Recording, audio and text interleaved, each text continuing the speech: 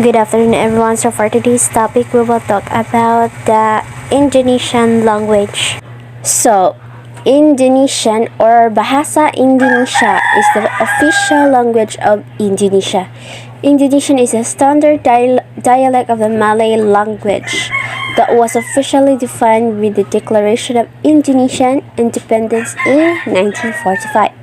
And the two languages remain quite similar.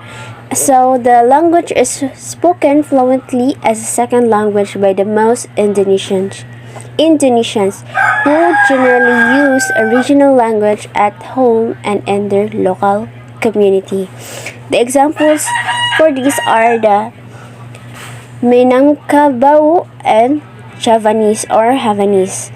So most formal education as well as nearly all national media and other communication are in Indonesian.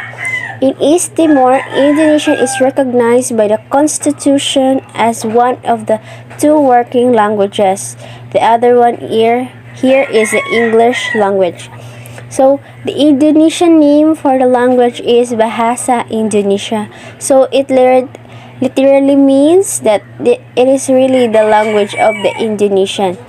So, this name is sometimes called or used in English as well. The language is sometimes called Bahasa by English speakers, though this simply means as the language in Indonesian. Okay, so here let's move on to the history of the Indonesian language. So, Indonesian language is a normative form of the Malay language, an Austronesian or a Malayo-Polynesian language which had been used as a lingua franca in the Indonesian archipelago for centuries and was elevated to the status of official language with the Indonesian Declaration of Independence in 1945, drawing inspiration from the Sumpah Pemuda or the Youth's Oath event in 1928. It is very similar to the official Malaysian form of the language. However, it does different from the Malaysian form in some ways, with differences in pronunciation and also in vocabulary due in large part of too many Dutch and Javanese words in the Indonesian vocabulary. So, it is spoken as a mother tongue by only 7% of the population of Indonesia, mainly in the vicinity of Jakarta, but altogether more than that, 200 million people speak it with varying degrees of proficiency. It is an essential means of communication in a region with more than 300 native languages used for business and administrative process at all levels of education and in all mass media. So, however, most native Indonesian speakers would admit that the standard correct version of the language is hardly ever used in a normal daily conversation. One can read standard correct Indonesian in books and newspaper or listen to it when watching the news or television, but few native Indonesian speakers use formally correct language in their daily conversations. While this is a phenomenon common to the most languages in the world, the example here is spoken English does not always correspond to written standards. So, the degree of correctness of spoken Indonesian in terms of grammar and vocabulary by comparison to its written form is noticeably low. So this is mostly due to the fact that most of the Indonesian tend to mix aspects of their own local dialects, such as in Javanese, Sundanese, Balinese, and even in Chinese. So with Indonesian, when speaking, which results in the creation of various types of accent. Indonesian, the very types of that is a foreigner most likely to hear upon arriving in any Indonesian city or a town. So, this phenomenon is exacerbated by the use of slang, particularly in the cities. A classic example of a speaker of accent Indonesian is former President Suharto, whose Javanese dialect came through whenever he delivered a speech. So that's it for the history of the language of Indonesia. So next is the grammatical gender of Indonesian. So here, Indonesian does not make use of grammatical gender, and there are only few words that use natural gender. The same word is used for he and she or for his and her.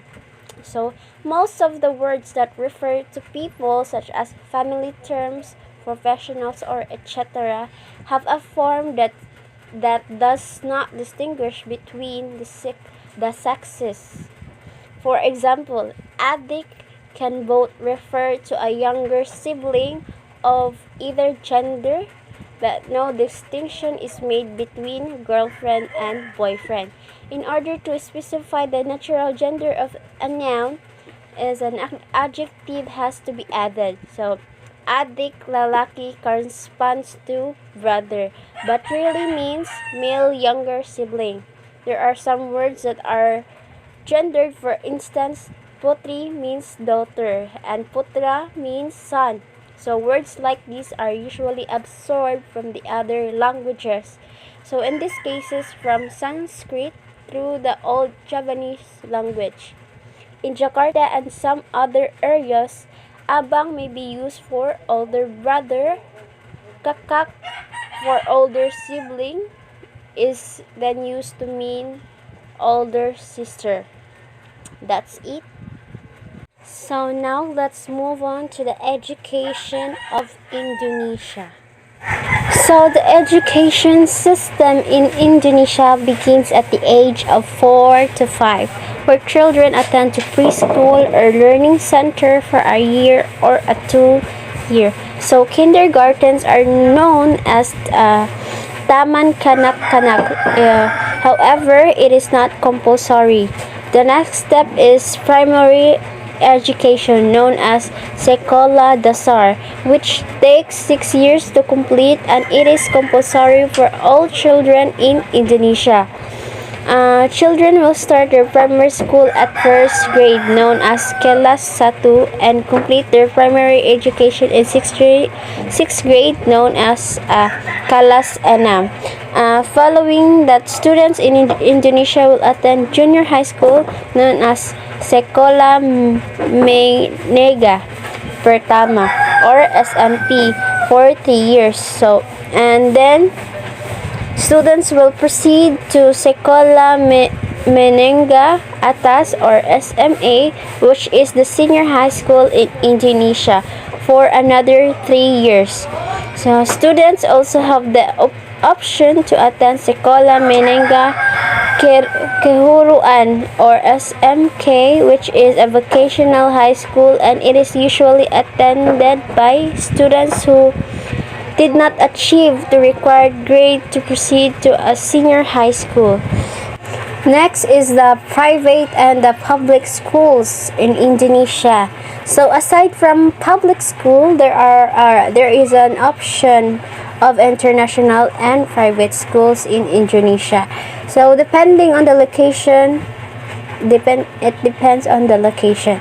So Indonesia has the highest number of international schools in Southeast Asia, and most of these schools can be found mostly in major cities like Jakarta.